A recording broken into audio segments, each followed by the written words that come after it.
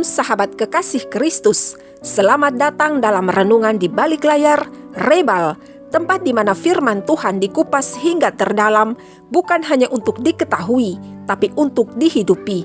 Di sini kita tidak hanya membaca Alkitab, tapi kita masuk ke dalamnya, menyelami kisah-kisah di balik layar firman Tuhan dan menemukan makna ilahi untuk zaman ini.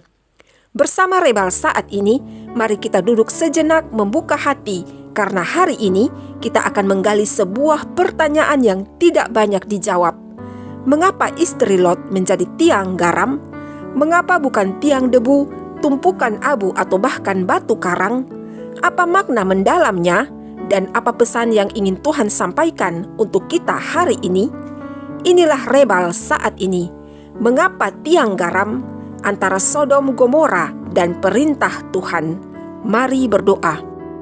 Bapa yang kudus, kami datang di hadapan-Mu dengan hati terbuka dan telinga yang rindu mendengar suara-Mu lewat renungan ini.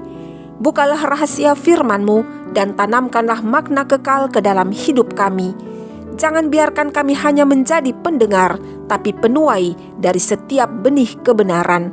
Dalam nama Yesus Kristus kami berdoa dan siap menyambut firman-Mu. Amin. Sahabat, bayangkanlah sebuah kota yang terbakar oleh murka sorgawi. Gemuruh dari langit yang menumpahkan belerang dan api. Satu keluarga lari terbirit-birit. Ada seorang perempuan, ia berlari tapi menoleh ke belakang dan seketika menjadi tiang garam. Satu kalimat dari kitab Kejadian 19 ayat 26 yang begitu singkat tapi menimbulkan banyak pertanyaan. Tetapi istri Lot yang berjalan mengikutinya menoleh ke belakang, lalu ia menjadi tiang garam. Mengapa hanya dengan menoleh dia langsung diubah menjadi sesuatu yang abadi dan membeku? Mengapa garam? Mengapa bukan abu atau batu? Jawabannya tersembunyi dalam makna ilahi yang sangat dalam. Sebelum menjawab mengapa garam, mari terlebih dahulu kita pahami konteks kisah ini. Kitab Kejadian pasal 18 dan 19 menuliskan bahwa Sodom dan Gomora adalah kota-kota yang terkenal karena kejahatan dan penyimpangan moral penduduknya. Allah memutuskan untuk menghancurkan kota-kota itu setelah kesabarannya habis. Lot, keponakan Abraham, tinggal di sana bersama keluarganya. Tuhan mengutus 2 malaikat untuk menyelamatkan mereka dengan pesan seperti yang tertulis dalam Kejadian 19 ayat 17. Jangan menoleh ke belakang dan janganlah berhenti dimanapun juga di lembah Yordan. Larilah ke pegunungan supaya engkau jangan mati lenyap. Namun istri Lot tidak taat. Istri Lot berjalan ke depan tetapi hatinya tertinggal di belakang. Ia menoleh bukan karena penasaran tetapi karena rindu. Mungkin hartanya masih di sana, mungkin teman-temannya, kenangan hidupnya, atau status sosialnya.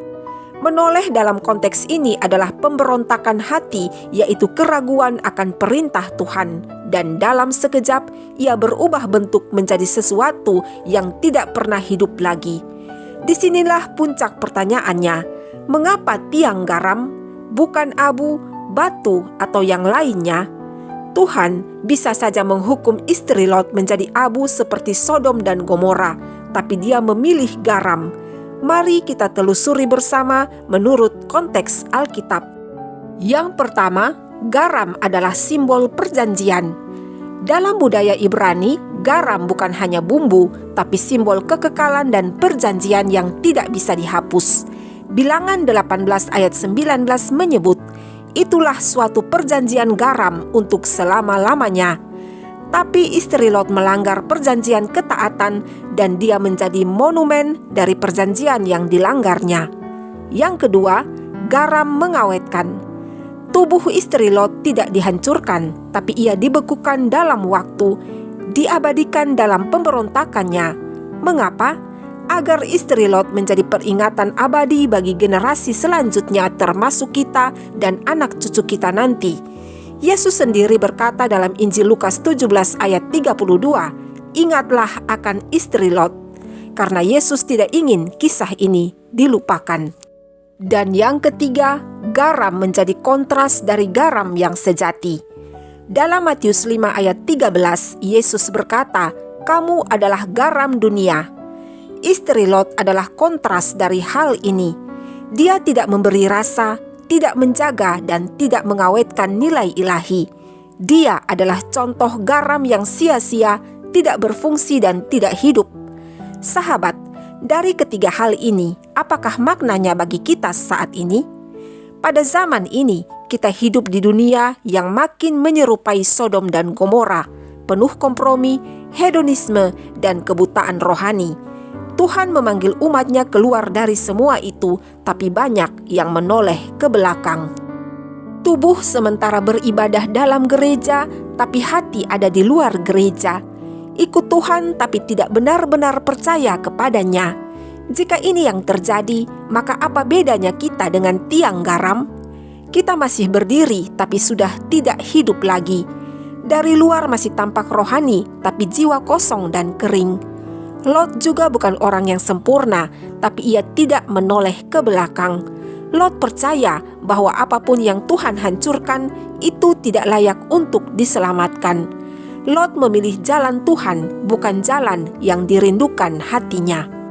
Sahabat, Tuhan mau kita menjadi garam dunia yang hidup, yang berpengaruh, bukan tiang garam yang mati, yang adalah simbol dari pemberontakan. Setiap kita dipanggil untuk menjadi garam yang sejati, yaitu menjaga nilai kekudusan, membawa rasa surgawi, dan tidak boleh menoleh ke belakang, tapi terus maju untuk menjadi terang. Pernahkah kita berpikir seandainya istri Lot tidak menjadi tiang garam, tetapi menjadi batu, debu, atau abu, apakah artinya sama? Jawabannya, tidak sama. Jika istri Lot menjadi debu, ia akan tersapu angin, hilang jejak, dan tidak ada yang mengingat. Jika menjadi abu, maka dia akan bersatu dengan kota yang dihancurkan itu, sehingga tidak ada simbol. Dan jika menjadi batu, maka dia hanya keras, tapi tidak membawa pesan ilahi. Tiang garam itu mencolok, tak terlupakan, dan memiliki makna rohani dalam budaya Yahudi. Tuhan memilih simbol yang paling kuat untuk mengingatkan umatnya termasuk kita bahwa ketaatan bukanlah opsi, tapi jalan hidup. Jadi, jika Tuhan telah memanggil kita keluar dari Sodom dan Gomora hidup kita, maka jangan pernah lagi untuk menoleh ke belakang. Apapun yang tertinggal biarlah hancur bersama masa lalu, karena masa depan kita bukan di belakang, tetapi ada di depan bersama Yesus. Mari berdoa. Bapa yang Maha Kuasa, ajarlah kami untuk tidak menoleh ke belakang. Lepaskanlah ikatan hati kami dari dunia ini, karena kami mau menjadi garam yang hidup, bukan tiang yang mati. Penuhi kami dengan keberanian untuk maju, walau jalan belum tampak jelas, karena Engkau yang ada di depan kami, dan itu cukup. Dalam nama Yesus Kristus yang kudus, kami berdoa dan percaya. Amin. Sahabat Rebal terkasih, terima kasih telah bersama dalam renungan di balik layar saat ini. Jika kisah ini menyentuh hatimu, maka janganlah disimpan sendiri. Bagikanlah kepada mereka yang sedang berada di antara Sodom Gomora dan panggilan Tuhan. Karena bukan tidak mungkin satu klik bagikan dari kamu akan membuat mereka tidak menoleh ke belakang, tapi terus maju dan menatap ke depan, sehingga melalui kamu mereka kembali kepada panggilan kekal. Sampai jumpa pada renungan di balik layar dengan kisah yang lain. Kasih Yesus yang sempurna menyertai kita. Shalom.